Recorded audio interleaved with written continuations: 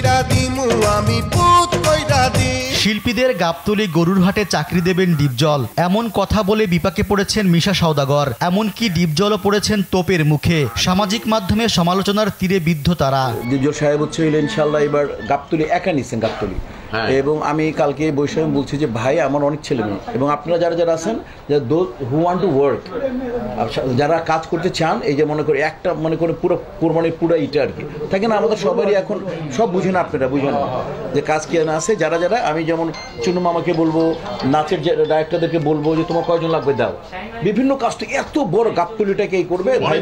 ভাই বলছে তুই আমার লিস্ট দে কয়জন ইন্টারেস্টেড কাজ করতো, ঠিক আছে ভাই।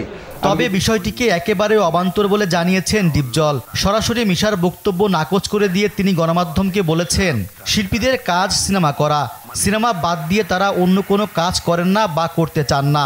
কেউ করে থাকলে সেটা একান্ত তার নিজের ব্যাপার। প্রতিষ্ঠিত শিল্পীদের কেউ কেউ অভিনয়ের পাশাপাশি ব্যবসা বাণিজ্য বা অন্য পেশায় যুক্ত, তার মানে এই নয় যে তারা ব্যবসায়ী হিসেবে পরিচিত।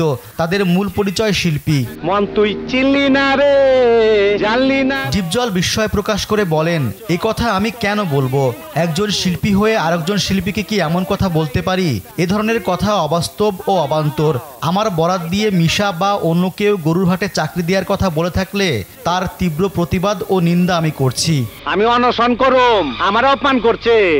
অন্যদিকে এ নিয়ে মুখ খুলেছেন মিশা সওদাগর। বিষয়টি নিয়ে বিরক্ত বলে জানান। তার দাবি, তিনি কোনো গণমাধ্যমকে এমন কথা বলেননি। অভিনেতা বলেন, ঘরোয়া কথাও নিউজে আসতে পারে, কিন্তু তার আগে অবশ্যই অনুমতি নেওয়া প্রয়োজন। এ নিয়ে আমি কিন্তু কোনো প্রেসকে কিছু বলিনি। নিউজ ছাপার আগে আমার সঙ্গে কেউ কথাও বলেননি।